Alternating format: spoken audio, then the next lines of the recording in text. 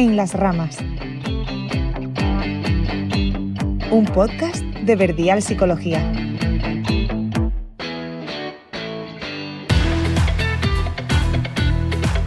Muy buenos días, buenas tardes, buenas noches a todos, dependiendo de cuándo nos estéis escuchando. Bienvenidos al primer programa de Las Ramas y hoy hoy estamos en Las Ramas con María Díaz. María, bienvenida. Hola.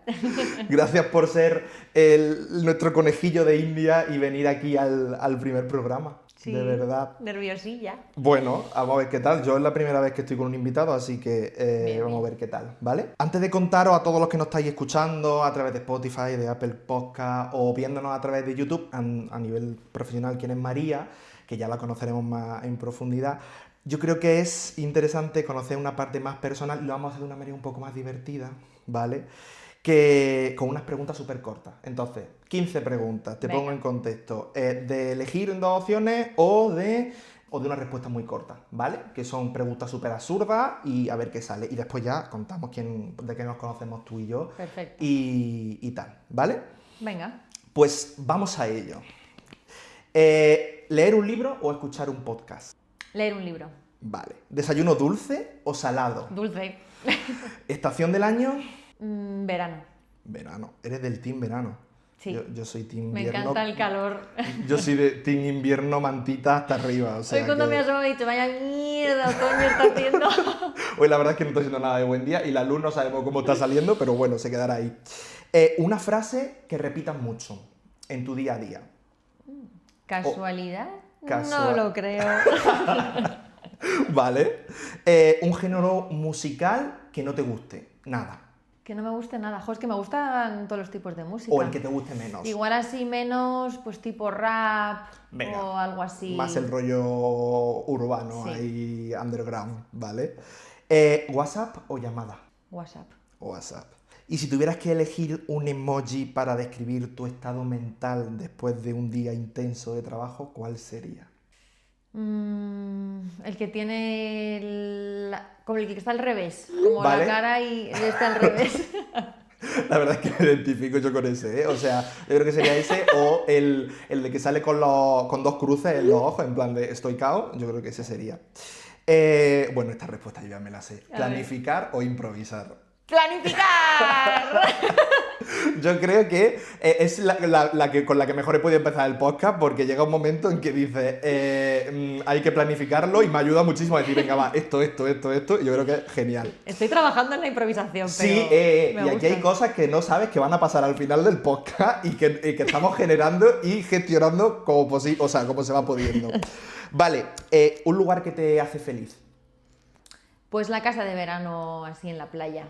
Me Playita, gusta. claro. Sí. Como eres de me gusta el verano. claro. Yo te diría la casa del pueblo del invierno con la chimenea calentita. Claro. Es que...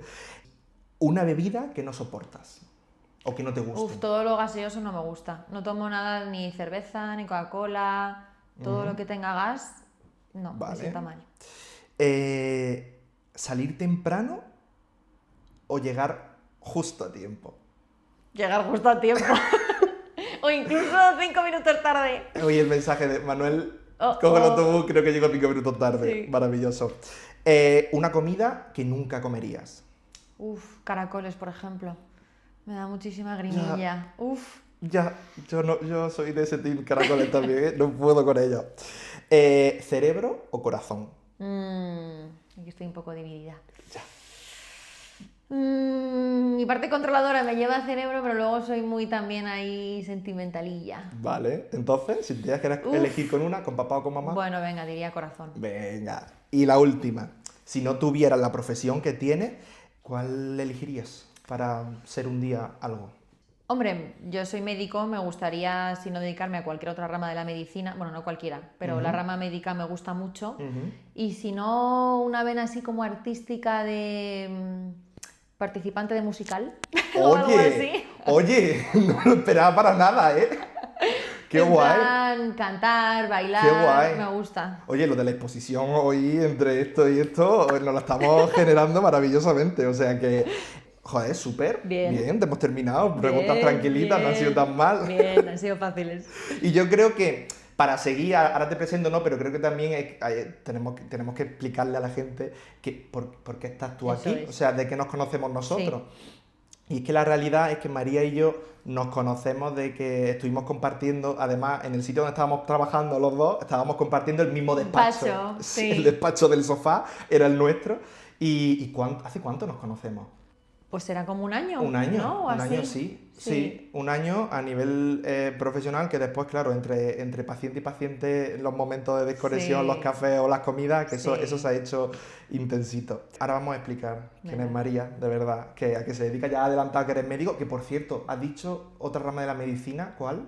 ¿Cuál te llama la atención? ¿Cuál? Pues a mí me gustaba ¿Podría mucho, ser? por ejemplo, digestivo, Ujú. oncología, que me parecía que tenía mucha mezcla entre lo médico y lo emocional, o sea que Ya, es verdad.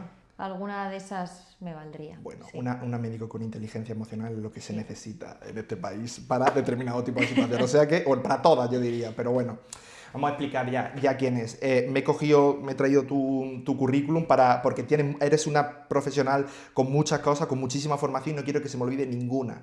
Médico especialista en psiquiatría, residencia en el Hospital Universitario Príncipe de Asturias, en Alcalá de Henares. A nivel formativo, un máster en psicofarmacología, curso de prescripción de dosis mínimas, el curso de indicación de no tratamiento y formación en psicoterapia, que eso es Sí. maravilloso. Curso en psicopatología clínica e intervención comunitaria y el máster en psicoterapia analítica grupal, que ya adelantaremos que Sí. esto tendrá que ver más en siguientes podcasts, porque nos traeremos también a compis para ver qué hacemos y para ver cómo hablamos de la psicoterapia analítica grupal. Y a nivel experiencia, pues durante 8 años en varios dispositivos de hospitales públicos de aquí de la Comunidad de Madrid. Sí. Bueno, de aquí la Comunidad de Madrid, aunque yo soy más andaluz que el aceite, estamos en Madrid, estamos grabando en Madrid. Y ahora estás a nivel exclusivo en consulta privada. Eso es. Pues súper. María, hoy vamos a hablar de medicación, vamos a hablar de la psiquiatría en España.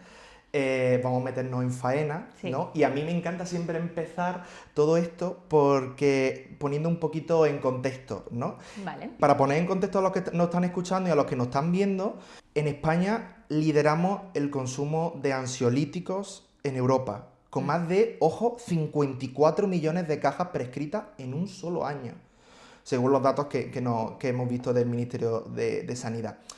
En primer lugar, esto no solo refleja que hay una alta demanda, sino también, y hablaremos más adelante de esto, ¿no? Una tendencia a medicalizar problemas emocionales que quizás muchas veces pues, no Sí. son necesarios, ¿no?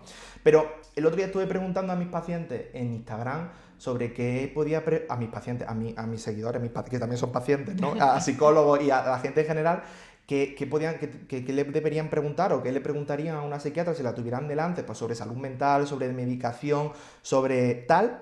Y una cosa que se repitió muchísimo es cómo funciona realmente, en este caso, lo ansiolítico en el cerebro de una persona. ¿Qué es lo que está pasando ahí dentro, sobre todo para que lo puedan llegar a entender ellos? Pues a ver, yo creo que es importante distinguir, porque yo creo que se generalizan ansiolíticos, pero fármacos que ayuden a tranquilizar, ¿no? y a bajar la ansiedad pueden ser de muchos grupos. Entonces sí que quería primero aclarar esa parte, Sí, ¿no? claro. Que están como los ansiolíticos puros, que son los que mucha gente conoce, tipo diazepam, lorazepam, ¿no? Todos estos que son relajantes. Y luego, por ejemplo, hay fármacos que tienen efecto ansiolítico, como pueden Vale. ser los antidepresivos, los antipsicóticos, que aunque tienen también otros efectos, pero pueden tener un Vale. efecto ansiolítico, ¿vale? Ujú. Yo me voy a centrar en hablar sobre todo de los ansiolíticos puros y los Vale. antidepresivos, que creo que al final es Es lo que más... lo más común. Y lo más conocido también. Y al lo fin más y al cabo. conocido, sí. Entonces, bueno, a nivel técnico, por dar como unas pinceladas, Sí. pues simplemente es importante saber lo que es un neurotransmisor, porque muchos de estos fármacos actúan en los neurotransmisores, que son sustancias químicas que actúan como mensajeros del sistema nervioso. Vale, son unos Entonces, soldaditos ahí. eso es, y entonces van transmitiendo señales entre las células nerviosas. Entonces, como te decía, pues muchos de estos fármacos van a potenciar a través de aumentando o disminuyendo la actividad de estos neurotransmisores y eso va a ayudar a generar ciertos efectos. ¿Cuáles son los neurotransmisores más importantes? Pues tenemos la serotonina, que yo creo que también es de los más conocidos. Eso es. ¿En qué está involucrada la serotonina? En regular la ansiedad, el estado de ánimo, el sueño y el apetito.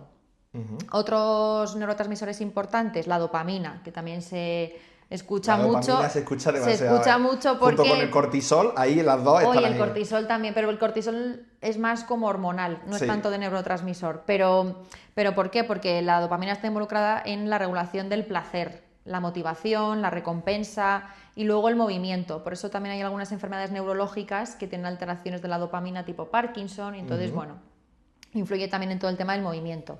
Luego está la noradrenalina, que también desempeña un papel en la respuesta al estrés, la atención, el estado de alerta, la regulación del estado de ánimo, y ya por último el GABA, que es sobre todo un neurotransmisor inhibitor, ¿vale? Inhibitorio. Vale. Entonces, bueno, desempeña también un papel en la regulación de la ansiedad, del estrés, de la excitabilidad. Entonces, bueno, estos son así como los principales neurotransmisores, y muchos de los fármacos que utilizamos pues actúan aquí y van modulando las respuestas. Eso es. O sea, los fármacos que utilizan lo que hacen es actuar sobre esos neurotransmisores, y esos neurotransmisores ya van modificando lo que es la respuesta a nivel del organismo y de lo que se ve. Eso es, sí. Y a Vale. nivel más práctico, Exactamente, ¿qué efectos tiene? pues eso, los esto? ansiolíticos puros que van a hacer, pues relajantes. Muchos son de corta duración y entonces son relajantes que alivian las crisis de ansiedad, y muchos se utilizan también para el descanso nocturno. Al ser relajantes, pues ayudan a que el descanso esté más favorecido. Y los antidepresivos, como os decía, también se utilizan como ansiolíticos, o sea, tienen un efecto ansiolítico, por eso... Bueno, pues disminuyen la intensidad, la frecuencia, ¿no?, de las crisis, y también como antidepresivos que son, pues regulan el estado de ánimo, proporcionan un poquito de energía y ayudan muchas veces a la regulación emocional, que yo creo que eso es interesante porque muchas veces yo creo que en psicoterapia se ve, ¿no?, cómo uno se regula, si está muy, ¿no?, si tiene respuestas muy exaltadas o no, Sí. entonces ayuda mucho para esa parte. Y de cara, esto aquí un poco por la cara, es verdad que, fíjate que tú lo has dicho, ¿no? Que los ansiolíticos sí que es verdad que es un efecto mucho más, ¡pum!, más, pues eso, el típico lorazepam para irme a dormir porque Sí. estoy muy tal, o bueno, es una pastilla que se usa mucho como rescate, Sí. ¿no? En momentos, Justo. o cuando hablo con mis pacientes y están en tratamiento psiquiátrico, es como tengo mi tratamiento y después tengo una de rescate, ¿no? Justo, Que para suelen ser- emergencias. eso es, para las emergencias, ¿no? Pero sin embargo, los antidepresivos no tienen ese efecto, ¡pum!, ¿no? O sea, ¿a qué se debe eso? Sí, o sea, al final tienen funcionamientos distintos, ¿no? Los antidepresivos, claro, no actúan en el momento. Entonces, por eso yo creo que esto era importante saberlo. Sí que requieren mucha regularidad. Es un tratamiento que se toma a diario y que es importante que la dosis esté muy estable en el cuerpo para que haga ese efecto. Entonces, es verdad que a veces genera confusión, ¿no? Porque mucha gente es, pero si me encuentro bien, no me lo tomo. Error. Porque ya cortas el efecto y la estabilidad que tiene en el cuerpo. Entonces sí que requieren mucha estabilidad, y luego es verdad que justamente por eso, por cómo funcionan, requieren de ciclos de tiempo para tomarlos. No es una semana, sino que Claro. normalmente el mínimo pues suele ser 6 meses o una cosa así, porque es eso, hasta que el cuerpo consigue llegar a la dosis, te estabilizas, te hace efecto, pues no tiene sentido estar que sí, que no, que sí, que no. Claro, y que en ese sentido también muchas veces pasa esto, que es, vienen en consulta, he estado con la psiquiatra, he estado con el psiquiatra, me acaban de recetar, me fui hace 2 semanas, me Sí. acaban de recetar un antidepresivo, una sertralina, vamos a coger que quizás Sí. lo más básico, ¿no? Y es como, pero es que yo me encuentro igual, es que no ha cambiado nada, Justo. ¿no? Y llevan una semana y media de tratamiento, ¿no? Con el Justo. tratamiento. ¿Qué le podemos decir? Que aquí Claro, en este caso pues creo eso. que la explica un poquito antes, ¿no? Pero en este caso es como que podemos decir a una persona que Sí, está con pues esta justo es eso, situación. que hay que esperar, ¿no? Que es un fármaco que sí que le va a aliviar, pero que requiere de cierta estabilidad en el cuerpo, y entonces a partir de las más o menos 10-15 días es cuando se empieza a notar el efecto. Y luego, por aclarar también cosas importantes, esto nos hemos centrado ahora más, ¿no?, en la parte de los antidepresivos, pero en la parte de los ansiolíticos efectivamente hay que saber que son más de efecto momentáneo, ¿no?, que por eso también se utiliza mucho lo que decías tú de rescate, pero que son fármacos que hay que tener cuidado, ¿no? Y que yo creo que esto es importante saber, Sí. porque sí que generan cierta dependencia, ¿no?, cierta adicción, generan también tolerancia, que es que cada vez se necesita más dosis para conseguir el mismo efecto, y que luego son fármacos que cuando los has tomado durante una temporada larga cuesta dejar, porque generan un poco de abstinencia, que cuando te los quitas el cuerpo como que te lo pide. Entonces, bueno, son fármacos relajantes, lo que decimos, son buenos para momentos puntuales de crisis o temporadas cortitas, pero hay que tener en cuenta esta parte para no abusar y para que haya un seguimiento para no favorecer, ¿no?, que se desarrollen este tipo de efectos. Que es algo que también pasa mucho en consulta, ¿no? Es decir, oye, es que no sé hasta qué punto no quiero medicarme porque es que me voy a enganchar, ¿no? O yo no quiero medicarme porque eso después a la larga es peor, ¿no? Pero claro, también tenemos que ser conscientes de que un psiquiatra no va a recetarte nada por el simple hecho de, venga, vamos a hacerlo, ¿no? Si tiene un sentido y está en una crisis, en un contexto, en un momento en el que tú lo necesitas, vamos a tomárnoslo. O sea, es verdad que después, igual que se recetan lo que es la pauta al inicio, también se receta una pauta para poder dejarlo. Justo. Para que nuestro cerebro se vaya acostumbrándonos y no haya ese síndrome de abstinencia y ese choque tan grande, ¿no? Sí. Vale, entonces tenemos como los ansiolíticos, que yo creo que ese punto es pues lo que hemos estado hablando, ¿no? Lo ponemos de manera puntual o en momento dependiendo del contexto, ¿no? Y en este caso los antidepresivos, que sí que necesitamos un poquito de tiempo de acción, que empiece ahí, como yo digo, a hacer efecto y que con la pauta que te dejen, ¿no? Ahora vamos a hablar de efectos secundarios, ¿no? Que ya lo estamos anticipando un poco. A nivel efectos secundarios, Sí. uno y otro, ¿cómo funciona? ¿O qué efectos secundarios pueden llegar a tener? Sí, yo creo que esto es importante porque lo que dices tú, que hay mucha gente que tiene mucho miedo y yo creo que es importante, claro, todos los fármacos tienen efectos secundarios, no son caramelos y hay que hacer siempre ese balance, ¿no?, de riesgo-beneficio, pero quizá conociéndolos, pues oye, también puedes saber una que se enfrenta y con eso pues ir tomando la decisión, ¿no?, de si merece la pena tomarlo o no. Los ansiolíticos al final, el efecto secundario más frecuente es la somnolencia, es decir, estás buscando un efecto relajante, pues a veces puede ser que generen demasiada, ¿no?, somnolencia en los diferentes grados, que puede ser sedación, confusión, y a veces es verdad que pueden dar, si sienta mal, pues como esa falta de coordinación, ¿no? Pero bueno, que esto estamos hablando como de extremos, claro. Si se hace muy poco a poco no tendría por qué pasar. Luego es verdad que a largo plazo sí que se ha descrito que pueden dar alteraciones de memoria en la toma de benzodiazepinas como a largo plazo, y por eso también hay que tener mucho cuidado, ¿no?, en tomarlo cuando son pacientes más mayores, de edad avanzada. Y luego es verdad que esto sí que sería como el efecto secundario más grave, que es que, claro, relajan, algunos tienen también componente de relajación muscular y entonces algunos también pueden deprimir el centro respiratorio. Entonces, claro, pues puede haber una alteración a nivel respiratorio y por eso también hay que tener mucho cuidado cuando se mezcla con alcohol, porque el alcohol también es un depresor del sistema nervioso central, pueden potenciar los fármacos en este sentido. Entonces, y es como sumarle otra cosita más a nivel depresor, ¿no? A nivel corporal, ¿no? Como vamos sumando capas, y entonces ya llega un momento en que sientes presión. Y luego los antidepresivos, en general, a ver, hay de muchos tipos, hay unos más antiguos, unos más modernos. En general son fármacos seguros, que se toleran bien, pero lo que puede pasar al principio es malestar general. O sea, es verdad que como es un fármaco que además se va adaptando al cuerpo muy poquito a poco, al principio puede revolver un poco. Pues me imagino que los pacientes te lo habrán contado, ¿no? Y es como lo más típico, pues náuseas o vómitos, mareo, dolor de cabeza, malestar general, eso suele ser como lo más común, pero son efectos que son transitorios, es decir, se pasan al principio y después cuando el fármaco se va estabilizando, eso se pasa y encima uno empieza a percibir el beneficio. Entonces es verdad que son fármacos que requieren paciencia porque al principio pueden revolver un poco y no estás notando el efecto, claro. Y cuando ya han pasado unos días eso desaparece y encima te empiezas a encontrar mejor. Entonces, bueno, un poco de paciencia.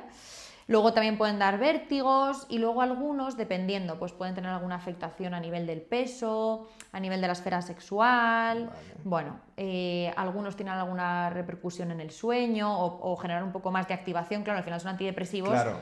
Te dan energía, entonces es verdad que al principio la gente a veces lo cuenta, ¿no? Como, joder, pero estoy como más nervioso y es porque te da como un poco ese chute inicial de energía, pero lo mismo, luego se va estabilizando. Fíjate que cuando estaba el otro día scrollando en Instagram las respuestas que nos daban a una cajita de preguntas que hice sobre qué le preguntaría, hubo una que yo creo que incluso para introducir la siguiente pregunta que tenía preguntas viene muy bien, que en este caso habla sobre el antidepresivo, que preguntaba un chico que, claro, él está en tratamiento psiquiátrico con antidepresivos y el miedo que tenía él es que cuando se acabara ese tratamiento psiquiátrico que volviera a estar como antes, ¿no? Y creo que esa parte viene muy bien para introducir la siguiente pregunta. Digo, estoy hilando como... Perfecto. Esto lleva una preparación. Claro, es hombre, espontáneo, claro. es espontáneo, pero también le las hemos dado una preguntas vuelta. eso es, por lo que sea, la reina de la planificación tiene que tener planificación, o sea que... No, pero mira, es fenomenal porque sí viene un poco a cuento, ¿no? Que es si solo se puede utilizar el tratamiento farmacológico, ¿no? Eso y claro, es. yo muchas veces sí que lo digo, este miedo lo tienen muchos pacientes, como, ay, pero ¿y luego cuando me lo quite? Claro, yo siempre lo explico igual. O sea, tú estás utilizando una muletilla, que es el fármaco, entonces, Sí. claro, si solo te estás apoyando en eso, pasan 6 meses, te lo quitas, te quitas la muleta, pues te vuelves a caer. O sea, claro, lo mismo, ¿no? Vuelves al mismo punto del inicio. ¿Qué pasa? Que yo por eso siempre intento potenciar, ¿no? Como que aparte de la muleta se trabajen sobre otros recursos para que al final en un tiempo puedas sostenerte sobre otras cosas y entonces esa muletilla inicial ya no sea tan necesaria y te la puedas quitar.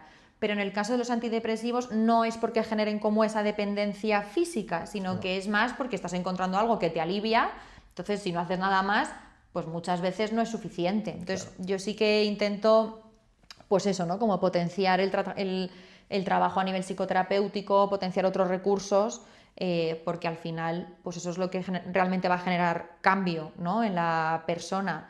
Y yo creo que es eso, la terapia es lo que va a cambiar como tu funcionamiento, ¿no? A la hora de relacionarte, a la hora contigo mismo, ¿no? Muchas veces pues, con temas como de autoestima, de inseguridades, con el mundo, con los demás, y eso es lo que va a generar realmente el cambio. El fármaco, pues eso, modula un poco la Ayuda, sintomatología, claro. pero no va a cambiar, ¿no? Pero yo creo que también al fin y al cabo es lo que muchas veces hablo con pacientes en terapia, ¿no? Es que hay que entender mucho el contexto, ¿no? El contexto es una parte súper importante en psicoterapia y en general, ¿no? Si yo estoy en un contexto un poco más jodido y ahora mismo lo que necesito es una ayuda, vamos a coger esa ayuda porque nos estabiliza. Justo. Incluso la terapia, o sea, es lo que digo, ¿no? Que al fin y al cabo la terapia también es mucho más eficaz. Si yo estoy tan desregulado que un día vengo a terapia aquí, otro día vengo a terapia aquí, es como, no puede tener, o sea, no va a tener el mismo efecto todo lo que se esté trabajando. Justo. Porque claro, si un día estoy súper mal y estoy toda la terapia pues, ventilando, ¿no? Y súper desregulado, es como, vale, podemos sostener y es importante, pero claro, no puedo estar sosteniendo siempre si queremos que haya algún cambio, ¿no? Y si queremos que haya esa parte, entonces nos ayuda en este caso los antidepresivos a eso, Sí. ¿no? Y de alguna manera lo bueno que tiene todo esto es eso, ¿no? Que al tener una pauta, ¿no? Cuando vaya terminando, si lo vamos complementando con la parte de terapia, oye, pues maravilloso. Tenemos Justo. ya esa parte de, somos conscientes de que quizá a lo mejor vamos a notar el cambio, pero también somos conscientes de que tenemos más herramientas, ¿no? Justo, sí. Súper. Yo pensaba que ni para lo bueno ni para lo malo son tan relevantes. O sea, es decir, claro, también por explicar lo contrario, que hay gente que se piensa que se lo va a tomar y se van a acabar todos sus problemas, ¿no? Un Claro. poco como la píldora de felicidad. Sí, no, yo es que lo he escuchado, la píldora de la felicidad, tal. Bueno, hay que ajustar expectativas, ¿no? De Eso que es. eso, bueno, el fármaco va a llegar hasta cierto punto, hay que tener muy claro qué es lo que le vamos a pedir y cuáles son los objetivos, ¿no? Claro. Pero también saber que hay muchas cosas que el fármaco no va a cambiar ni tu contexto, ni tu situación, ni tu personalidad. Entonces, bueno, pues es un poco por eso, hay que potenciar las dos cosas. Es que tenemos como bueno, hay más, ¿no? No me gusta reducirlo a dos, ¿no? Pero tenemos como la gente que es como, bueno, yo me tomo esto y maravillosamente genial, paso el día, y está toda la otra gente que es como, yo tengo miedo de tomarme esto porque no sé cómo adaptar. Exacto. Es como lo que tú has dicho, ni para lo bueno, tanto para lo bueno como para lo malo, estamos en un punto que no es tan importante, o sea, en ese Exacto. sentido tiene lo suyo, pero obviamente, y volvemos así, desde aquí, para tenerlo muy claro, obviamente todo esto que estamos diciendo aquí, por favor, consultadlo con vuestro psiquiatra, vuestro psicólogo. Sí. Vamos a automedicación, no, desde ya. Eso creo que es importante, por lo mismo que hemos estado explicando, ¿no? Y que cada caso es individual también, Claro. que estamos hablando de generalidades, pero que luego es importante eso, revisar cada caso y habrá que ver, sí. Vamos a irnos como una parte quizás más, hemos intentado explicar a nivel general todo cómo funcionan, ¿no? Y cómo suelen afectarnos, pero vamos a irnos también un poco a la parte quizás más de los psicoterapeutas que nos pueden llegar a estar viendo, escuchando. Una cosa que nos planteamos nosotros los psicólogos alguna vez en el desarrollo de lo que es nuestra profesión es el hecho de cuando tengo que derivar al psiquiatra a mi paciente, porque muchas veces no es fácil por el desconocimiento que nosotros podemos llegar a tener pues sobre determinado tipo de fármacos, porque al fin y al cabo nosotros no somos expertos en farmacología, ¿no? O sea, sabemos lo que tenemos que saber, pero no somos expertos, o simplemente mucho por lo que hemos dicho antes, ¿no? Por el miedo que representa para el propio paciente el acudir a psiquiatra. Entonces, ¿Cuándo puede ser una buena de estas de derivarlo al psiquiatra? Sí, aprovechando, ¿no? Como que, y lo planteábamos cuando revisábamos el guión, no solo desde psicología, sino como para la gente en general, ¿no? Total, Como claro. cuándo acudir. Pues bueno, yo creo que hay que tener en cuenta la intensidad, ¿no? De lo que pasa, cuando la intensidad es muy, muy, muy, muy fuerte o es muy prolongada en el tiempo, tanto a nivel de ansiedad, de ánimo, de alteraciones de conducta, ¿no? De problemas en las relaciones sociales. Yo creo que cuando la intensidad y la duración es muy larga, pues eso ya nos hace, ¿no? Como ver que hay algo que está costando y quizás sería un buen momento para consultar. Cuando hay síntomas que son graves, pues por ejemplo a nivel de alimentación, consumo de drogas, ideas autodestructivas, ¿no? O sea, como síntomas que pueden ser ya como de riesgo, ¿no? Para la propia persona. Luego, claro, yo esto también lo pienso mucho, la repercusión en tu funcionamiento diario. Igual tienes mucha ansiedad, pero oye, lo vas gestionando, consigues mantener tu familia, tu pareja, tu trabajo, tu vida social. Pues bueno, si no interfiere mucho en el desarrollo de tu actividad diaria, pues igual puedes ir tirando, ¿no? Si acaba repercutiendo, pues yo creo que también es un momento para consultar. Luego, conectando con lo que decías tú, Manuel, el bloqueo en la terapia, ¿no? Al final, si estás durante un tiempo en psicoterapia, para arriba, para abajo, para arriba, para abajo, con sensación de mucho bloqueo y no se puede avanzar, claro, al final yo creo que eso pues también a veces ayuda y muchas veces es el objetivo, que yo establezco con los pacientes, mira, para poder avanzar y poder potenciar otras cosas necesitas estar un mínimo estable. Entonces claro, vamos a poner la medicación para conseguir ese soporte mínimo para que sobre eso se puedan ir trabajando otras cosas, ¿no? Y además cuando uno está muy, muy, muy angustiado, es que tampoco puede pensar. Claro. Ni es el momento de pensar, ni es el momento de tomar decisiones. Entonces, bueno, yo creo que la medicación ayuda un poco a parar, ¿no? Y luego, bueno, cuando se sospecha un mal uso, que yo creo que eso sí que, desde psicología, yo creo que eso sí que lo podéis detectar mucho, ¿no? Cuando, pues eso, te dicen, un día lo estoy tomando, otro no, o cuando estoy tomando un tratamiento y hace 2 años que no me lo ha revisado nadie. Joder, pues estas claro, cosas, ¿no? Cuando hay un mal uso... ir al psiquiatra, pero ya. Sí, entonces, bueno, pues yo creo que ahí pues pueden ser como, bueno, pequeñas alarmitas, ¿no? Como para decir, bueno, pues yo creo que merece la pena por lo menos reevaluar. Y además yo creo que también esto es importante, que no siempre al psiquiatra tiene que condicionar tomar sí o sí medicación, pero simplemente es, oye, para revisarlo y a lo mejor si no hace falta, pues ya está, pero por lo menos para consultarlo y que quede revisado, ¿no? Desde el punto que nos falta a nosotros, que es lo que estábamos hablando, que nosotros no tenemos por qué conocer la medicación tan profundo ni saber cómo funciona, ¿no? Pero por eso yo muchas veces lo que recomiendo, y eso se lo digo mucho a ellos, es decir, oye, quizá es hora de que vayamos al psiquiatra y simplemente para que te valore, que lo vea, que le eche un vistazo, que le comente un poco lo que estamos viendo aquí y que él decida y que al fin y al cabo también es el que va a tener las herramientas para explicarte por qué, claro, por qué sí o por qué no, o por qué este y por qué no otro. Justo. O sea, que yo creo que eso es súper importante, ¿no? Sí, y luego también eso, como lo hablábamos, ¿no? De no tampoco medicalizar todo, y tú decías, lo decías también en la introducción,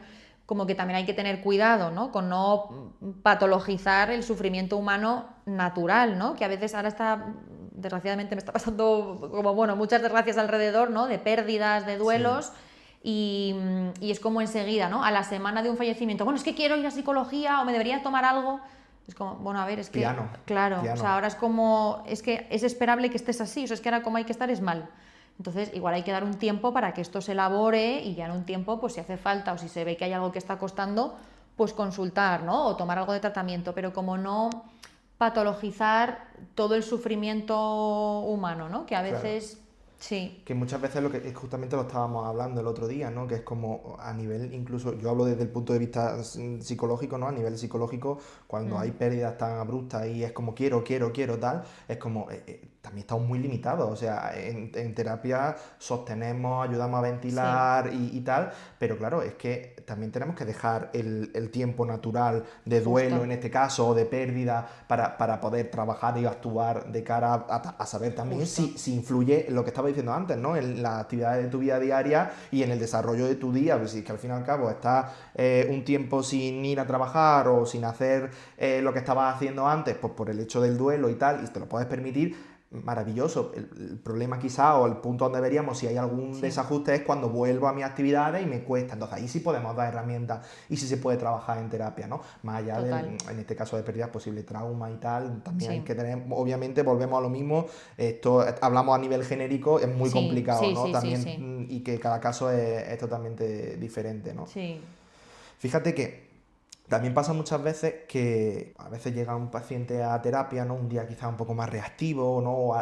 Y al investigar o al indagar un poquito, ¿no? Resulta que de repente ha cambiado el tratamiento. Y que es lo que estamos diciendo, que como nosotros no tenemos por qué ser expertos en farmacología, pero sí que estamos en contacto directo pues con los cambios emocionales, ¿no? Con lo que quizás, pues con lo que sí somos expertos, ¿no? Esos cambios emocionales, esas cositas, al fin y al cabo estamos mucho tiempo con el paciente y sobre todo ya no solo emocional, sino a nivel conducta, ¿no? ¿Vale? Que para mí yo creo que esta pregunta no la hemos hecho alguna vez. Como psicólogos, ¿qué cosas no estaría mal saber o tener en cuenta cuando tenemos a un paciente con medicación? Sí. Pues yo creo que, a ver, aparte un poco de lo que he contado ahora, que son como nociones generales, que yo creo que sí que es importante de vez en cuando pues irlo repasando, pues yo creo que al final, o sea, eso no sois especialistas, no tenéis por qué saber cómo funciona cada fármaco, pero bueno, pues esto, ¿no? Que hay algunos fármacos que requieren regularidad, por esto que contabas tú, ¿no? Que igual viene uno, lleva una semana y no me está sentando bien, pues si sabes que son fármacos que tardan, pues intentar transmitir, ¿no? Pues esta idea de, bueno, pues hay que tomárselo con calma, requiere un tiempo de acción, requiere una regularidad, como en esto de sostener, ¿no? Pues un poco igual con el tratamiento, como transmitir tranquilidad, paciencia y luego yo creo que sí que estar como sospechando, ¿no? En esto que cuando hay muchos cambios, que es verdad que también lo comentábamos, hay veces que en los procesos pues hay oscilaciones naturales y es muy difícil de repente estar bien y ya luego siempre bien. A veces, bueno, pues hay picos, ¿no? Y bueno, yo siempre digo que mientras la línea global vaya hacia la mejoría, pues bien, pero que a veces hay muchas oscilaciones.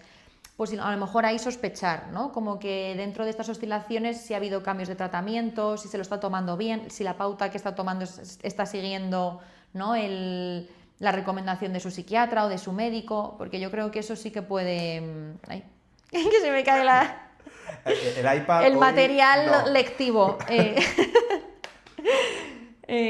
Vale, guay. Sospechar esa parte y lo que decíamos antes, ¿no? De la medicación. Eso como bueno, saber que son cosas que pueden estar afectando y que siempre es importante que se hagan bien y con el control adecuado, ¿no? Guay. María, vamos a otra vez a los datos, ¿vale? España, altas tasas de prescripción crónica de benzodiazepina, el lorazepam famoso, el alprazolam, que ya hemos estado hablando, y hay una imagen que se me viene a la cabeza.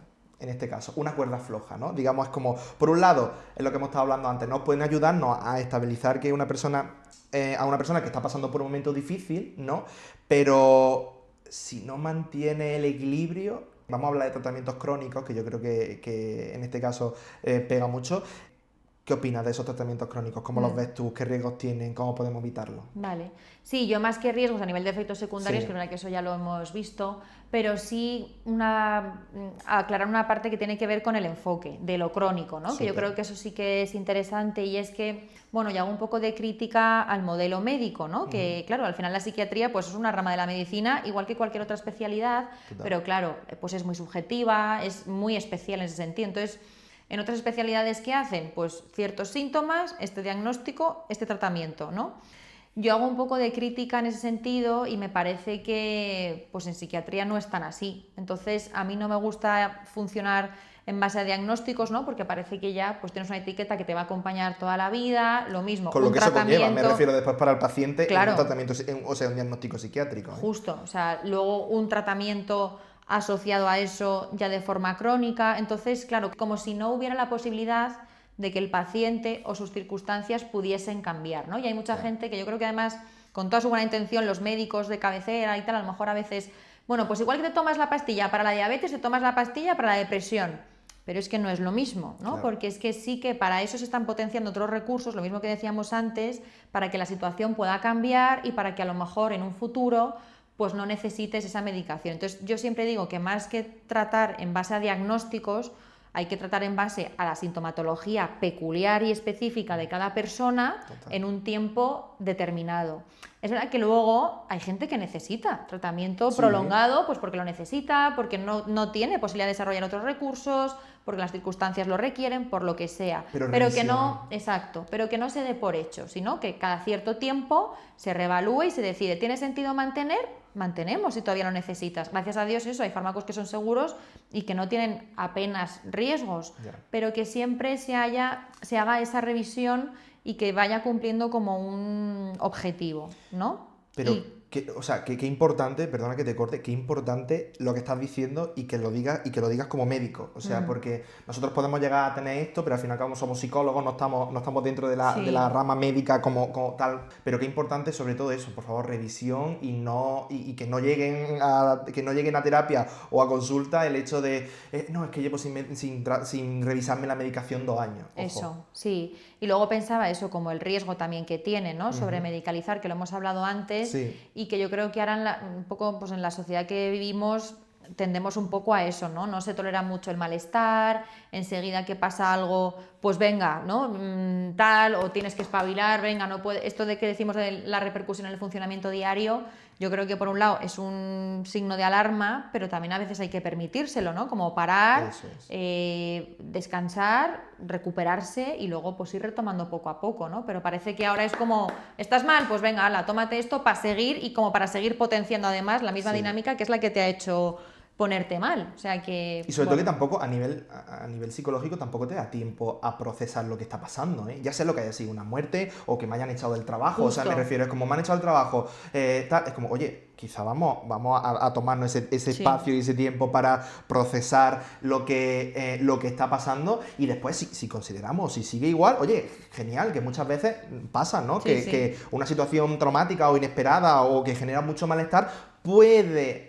digamos, hacer que el iceberg asome un poquito más de lo que nosotros pensábamos y de repente, pues maravilloso, ¿no? Pero para eso también están los tratamientos, para eso también está tu psicólogo o tu psicóloga, que en ese caso también te puede ayudar a eso, ¿no? Pero en un primer lugar es como lo que a mí me gusta, piano, vamos a ver qué tal y a partir de ahí vemos, ¿no?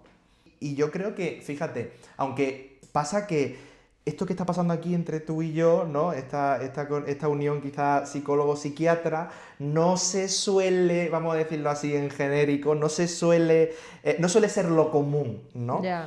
Como que muchas veces hay cierta desconexión entre nuestras disciplinas, ¿no? Ostras, creo que es importante hablar aquí o sacar el melón de cómo podemos colaborar los psicólogos y los psiquiatras o las psiquiatras y cómo podemos mejorar la colaboración entre nosotros. A mí eso me parece súper importante. La verdad que eso sí que lo he incorporado mucho desde el principio, ¿no?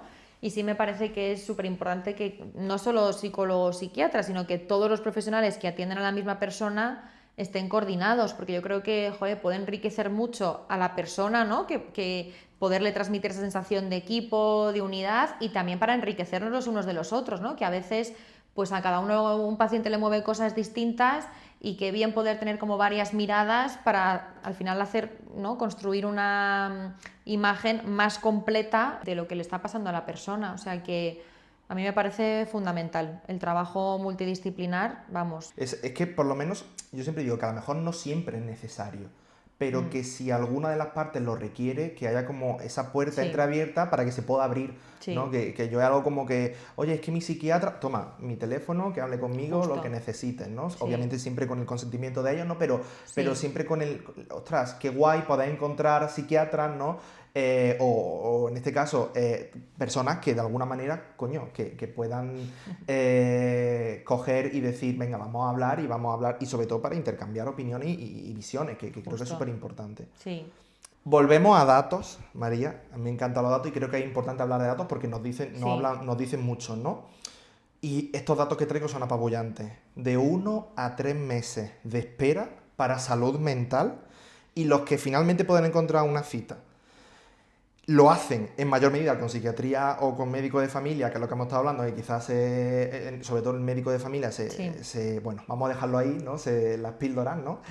Y solo el 20,8% lo hacen con un psicólogo. O sea, entiendo que algunos pacientes, pues, necesitan un tratamiento, que es lo que hemos estado hablando, pero sabremos que otros, muchos no. Esto, ¿cómo lo ves tú? O sea, ¿cómo ves la situación que de 1 a 3 meses te espera? O sea... Sí, yo es verdad que muchas veces estoy dividida porque he trabajado mucho en la sanidad pública y ahora que estoy en la privada, bueno, pues veo las diferencias y también es una de los motivos por los que me fui, ¿no? Que me da mucha pena. Pero sí que es verdad que yo, por lo menos en las unidades en las que he estado, sí que el ratio al final de psicólogos era mucho menor que el de psiquiatras. Claro. Qué bien que hay psiquiatras formados en psicoterapia, que bueno, por lo menos también pueden ir trabajando a ese nivel, pero es verdad que hay mucha gente que lo que necesitaría es un psicólogo y es verdad que las listas de espera de psicología se disparan muchísimo. Claro, yo creo que al final, bueno, en general, ¿no? En la parte de la sanidad pública y de, en este caso, lo que yo conozco, la parte de salud mental, pues los recursos son limitados y es verdad que al final el sistema está súper sobrecargado. Es una pena, porque de hecho yo a veces eso me genera un poco de controversia, porque hay veces que, claro, a mí me llegan pacientes a la privada porque las listas de espera de la pública pues son un horror, ¿no? Claro. Pero bueno, al final, claro, la calidad de la atención, yo lo pienso tanto como paciente, ¿no? Que es eso, que tienes que esperar la lista de espera, que luego muchas veces el tiempo de consulta es de 20 minutos, que hay un montón de recambio de profesionales porque no hay estabilidad en los puestos. Claro. Y luego mucho también del cuidado del profesional, ¿no? Que muchas veces, pues igual, los tiempos de consulta, al final, el trabajo que puedes hacer en 20 minutos, pues no es el mismo que el que puedo hacer yo ahora en 50, ¿no? A veces, pues eso, no se da prioridad a que los profesionales estén formados o que haya supervisiones de los casos, ¿no? Entonces, bueno, pues a mí me da mucha pena. Y es verdad que creo que qué bien que cada vez la salud mental se esté, ¿no? Hablando más, se está naturalizando, ya no está tan mal visto ni ir al psicólogo ni ir al psiquiatra. También creo que, claro, si se anima a la gente a consultar, tiene que haber luego profesionales que les puedan atender, porque también, claro, cada vez la gente se anima más, pero luego no hay gente que pueda hacerse cargo. Entonces, bueno, como cuidado, ¿no? También con eso y también cuidado con patologizar, que una cosa es visibilizarlo y otra cosa es que ante cualquier cosa, ¿no? Porque yo lo veo que muchas veces, claro, la gente ahora consulta más y yo muchas veces pues les doy al alta. Entonces, claro, porque en el fondo no es tampoco un motivo para a lo mejor, ¿no? También dentro de que los recursos son limitados y en la sanidad pública, pues claro, también yo creo que hay que ir filtrando y te vas quedando pues con lo más grave, ¿no? Pero claro, que al final es como un mensaje contradictorio de sí, consulta, pero luego te doy el alta, ¿no? Entonces, bueno, como que son matices, pero que yo creo que son cosas importantes para tener en cuenta y que, bueno, y para intentar que el sistema funcione lo mejor posible. Que es que yo creo que también que el resumen un poco es el hecho de, está genial que se vaya reduciendo el estigma, que se vaya promocionando el autocuidado, la salud mental. Justo. Es verdad que yo creo que en este caso el COVID nos ayudó, ¿no? Que nos vimos muchos tan jodidos y con unas situaciones tan traumáticas, ¿no? Y tan inesperadas, ¿no? Que suceden así.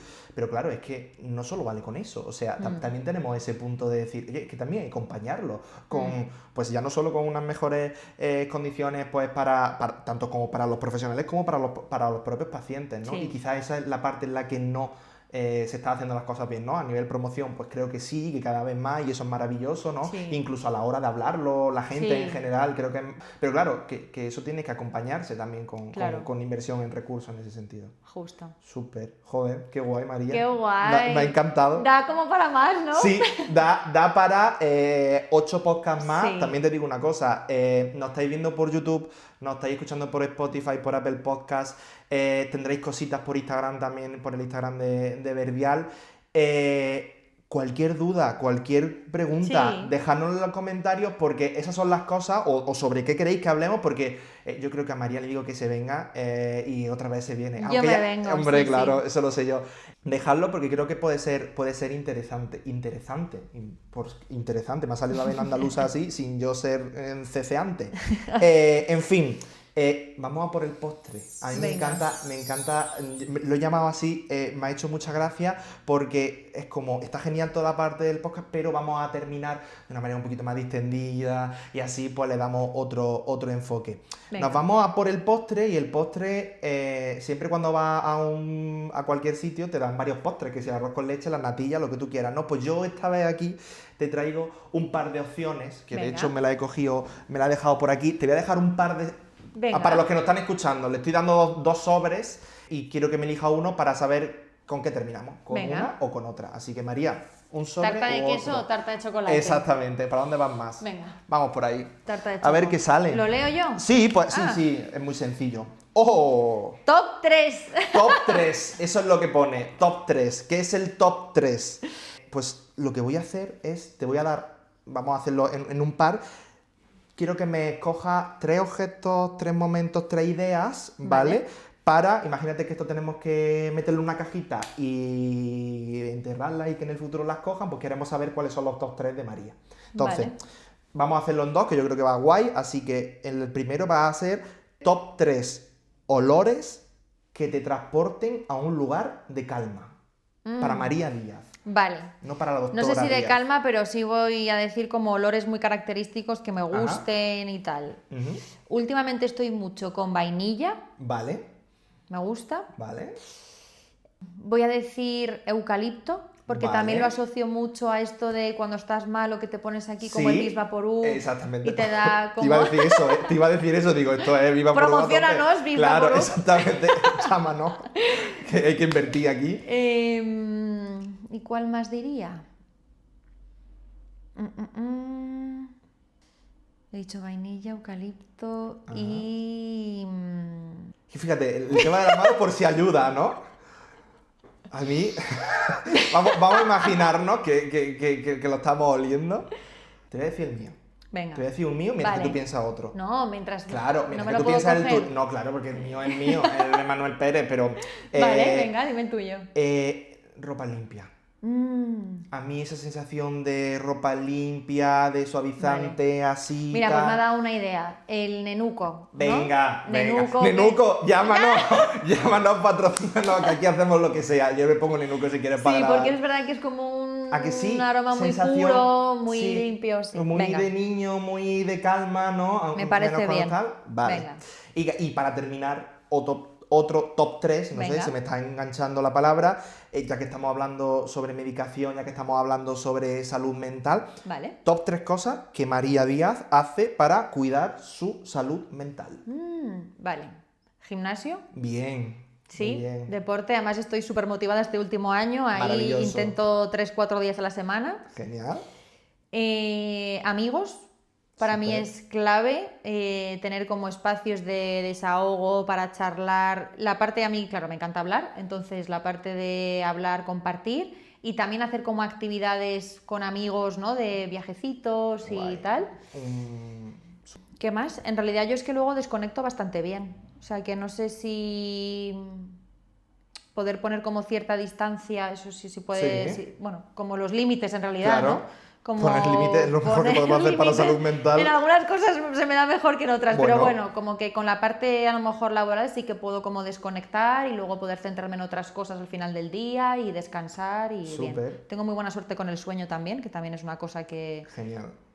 Ahí Está han sido súper. top 4, compenso top con el 4, otro. venga, te lo compramos. Jo, pues esto sería. Esto María. sería, Jo, qué mil guay, gracias. Manu, de está muy verdad. bien, Yo me sí, lo he pasado sí. súper bien para ser el primer podcast que hemos grabado Sí, así sí. entre de esto. Ojo, Genial. cuidado, que tengo que decir una cosa aquí.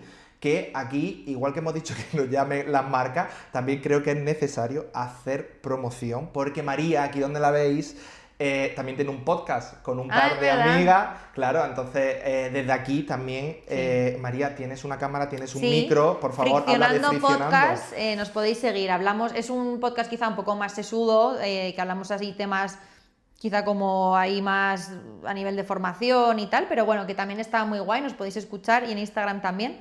Friccionando Podcast, vamos a invitar a Manu, así que Eso es. también para hacer así colaboraciones Eso. mutuas. Hay colaboración que se está ahí. Sí, que se están para- gestando. Exactamente. Sí, sí. Es Y para luego a darle- ver si volvemos para hablar de la parte grupal, Sí, que estaría muy guay también. Eso es lo que estábamos diciendo, que hemos estado hablando y que después que se venga también Friccionando, las 3 niñas de Friccionando a hablar sobre, pues eso, sobre terapia grupal y tal. Genial.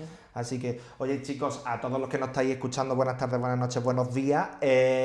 Pero de verdad, tenéis las redes de Verdial Psicología, ahora tanto por YouTube, por Spotify como Apple, podéis dejarnos qué os ha parecido me siento muy youtuber del año 2000 y Ya. esto está siendo maravilloso. Comparte, dale a like. Claro, ¿te gusta? compartirlo con vuestros amigos, ya escucharlo, que un momento de coche, de un viaje largo, un momento de paseo, creo que puede venir muy bien. De verdad, María, mil gracias, Sí. de verdad, ha sido maravilloso tenerte Sí. aquí. Y nada, nosotros nos vemos en el siguiente podcast, que no voy a decir quién viene, pero tiene telita. Así que lo dejo ahí. Nos vemos en el siguiente podcast. Chao, chao. Chao.